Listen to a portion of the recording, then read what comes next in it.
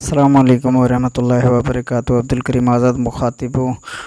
آج کا یہ نسخہ ہمارے انتہائی قابل احترام استاد محترم جناب حکیم طیب الحق مرزا صاحب کا فارمولہ ہے، اور یہ انقلاب رحم کے لیے انتہائی کارگر اور مفید ہے۔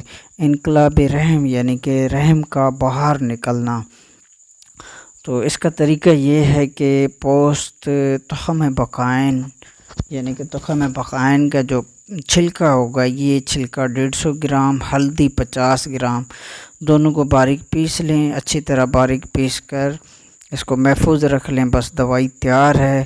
استعمال خوراک بقدر 1 گرام ہمرا بالائی دودھ یا مکھن کے ساتھ صبح شام خالی معدہ دیں، یعنی کہ خالی پیٹ دیں۔ بفضل تعالی ہفتہ اشرا میں مرض نابود ہوگا۔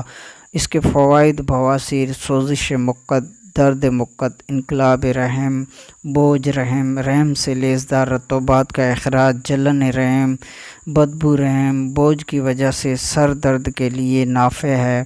اس کے علاوہ جانوروں میں حمل کے دوران رحم کا باہر نکل آنا، جسے عام طور پر پیچھا باہر نکلنے کا مرض کہتے ہیں، اس کے لیے انتہائی مفید ہے۔